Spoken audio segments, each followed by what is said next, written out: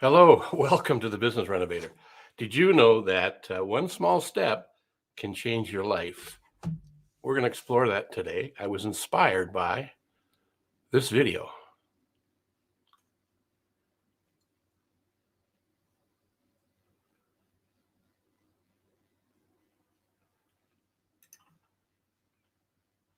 There is no habit that we're going to work on that takes less than 2 minutes to do. But nearly any habit can be started in under 2 minutes. So if you take exercise, for example, often people will get home from a long day of work and they say, oh, I'm too exhausted to go for a run or to try to exercise. So I never get around to doing it because I think about, I have to run 5 kilometers or whatever, some long distance that seems overwhelming to me. So rather than focus on the whole thing that you need to do, I would encourage you to focus on just the first 2 minutes. So what's the first 2 minutes of that habit?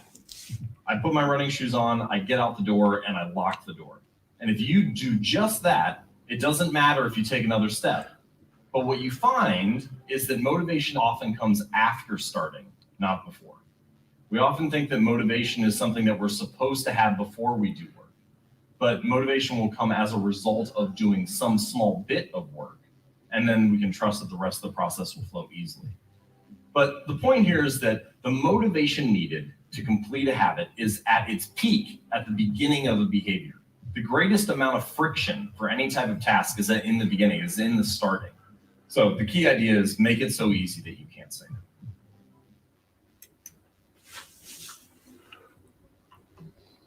So in prepping for my day, my week, I have a ritual that I kind of go through, and it's to read some things, listen to some things, and get my head in the right space for me personally. And when I came across that video, it inspired me or compelled me to talk about mindset, which is one of the pillars of the Business Renovator. There's 3 pillars that we focus on throughout the episodes: sales, marketing, and mindset. So today is mainly going to be about mindset. That video was the catalyst for me today. I also have something else I wanted to share because my experience with change agrees with that short little video. It's doing the smaller things and not looking at the bigger project, which is overwhelming and it's a motivation killer quite frequently. And it reminded me of a particular book written by a doctor. I'm just going to bring this slide deck up and let's have a look at it. The theme of the book is Kaizen works.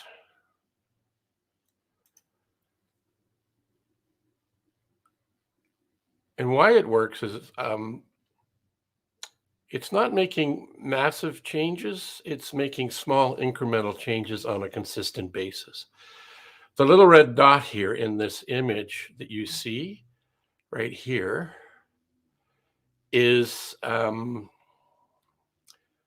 go right to what it is.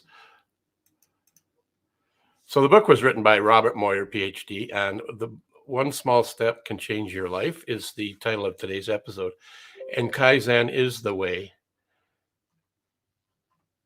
to make change happen. So the amygdala, easy for me to say now that I've got the broken down phonetical way to say it. You can see this dot here now.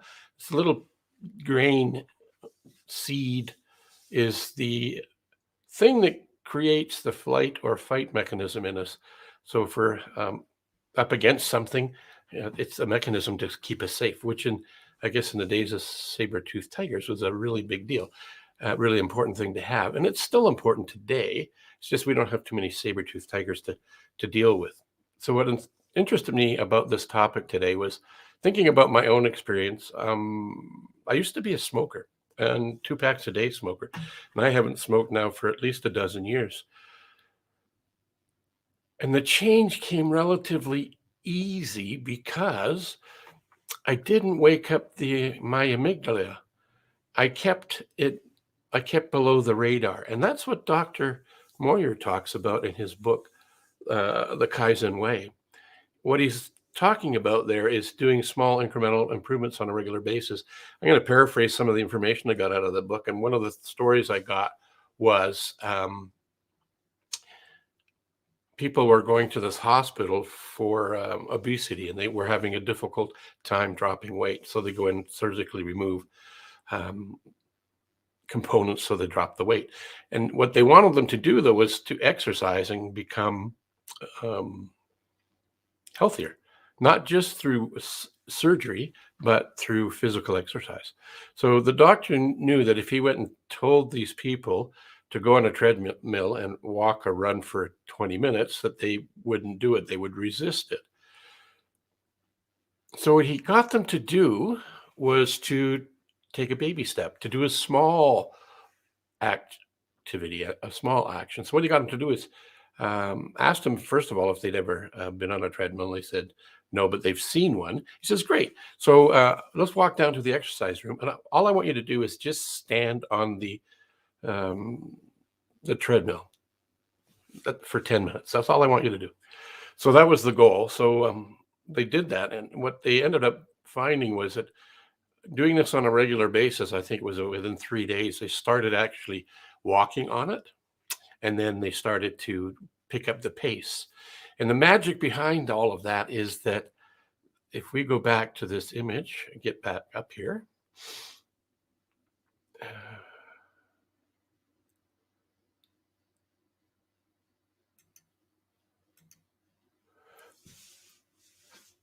This amygdala wasn't activated. So they stayed underneath it, just like I did when I stopped smoking. I didn't tell anybody. I didn't put too much emphasis on it. I just did some things to help me move towards it without disturbing my fight or flight mechanism. So as a result of it, I've now been free of smoking for, like I said, about a dozen years. Was it easy? Actually, it was relatively simple. I didn't have a burning desire to get it done. I did go to a hypnotist and tried that process because I figured, if it worked, that'd be great. And if it didn't, well, I just wasted $100 or $200, whatever it was. Anyway, it did work. And keeping this dormant, this amygdala dormant, was a part of the strategy. So making small incremental changes on a consistent basis is the magic to making change happen. So this image here actually explains it a little bit better. The amygdala, again, right here, is not very big when you look at the whole component of the brain, and they have a humorous image here of a threat. A pumpkin's not a threat, but in the eyes of this example, it's saying it is. So the amygdala is responsible for memory and emotions, especially fear. So it protects us, but it also limits us. So if we don't wake it up, we can actually make change happen. So there's the opposite side of a fight and flight mechanism is called the relaxation response. Now, this is created by an MD out of Harvard, let me bring the book up, Herbert Benson. And it's really he's an advocate of using the relaxation response, which essentially is meditation. And I was introduced to this concept, not new to meditation, but new to the way that I was introduced to this. I could do walking meditations utilizing the relaxation response. It's not woo-woo. It's something we kind of sort of do anyway, but he asked us to do it on purpose. So basically what I had done after being introduced to this by my doctor, the naturopath, Brandy James, she was suggesting I did this for 5 minutes. And all I had to do is go for a walk for 5 minutes and come up with a word or a phrase. So I just paid attention to my steps when I was walking, and I wanted to focus on 2 words. I believe I said left, right, real simple. And when I found myself leaving that phraseology, my mind went to something else. I just brought it back to the left, right, and that was amazing. It was like I had sat down, relaxed, and meditated. My physiological state had changed. So it's a way to reduce and get us back on track, reduce the amygdala effect of fight and flight, and get us back to into a healthier place. Now, I'm not a doctor. This is just my own personal experience and research that I've done and things that I've applied. So if you find this of interest, you might want to check out both of the doctor's books. The Relaxation Response is this one. Let me just scroll back up and see if I can get you the other book. So you can get One Small Step Can Change Your Life, Kaizen Way by Dr. Robert Moyer. And there's a second book. So just a couple of tips on how you can make change happen in small incremental ways. If you have a question for a business coach, that's what I am. I'm one of a couple of hundred from around the globe. And I'm just going to play a little commercial, a little video actually, that kind of tells you what we do.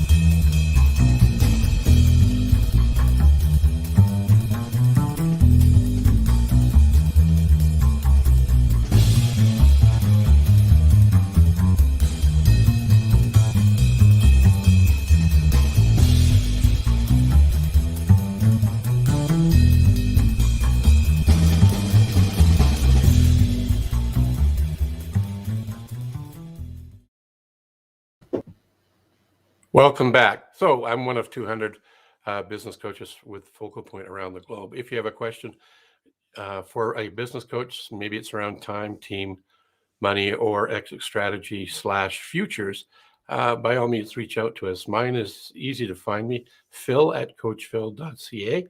At the end of the show, you'll see it splash up on the screen. If you're watching this live, thank you for being with us today. And if you're watching this on a replay, just let us know where you're from. #replay and where you're from.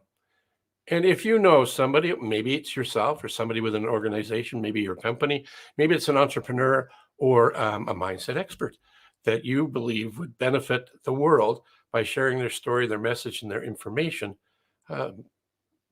introduce them to us, and we'll be happy to have a conversation and schedule them to be on the show.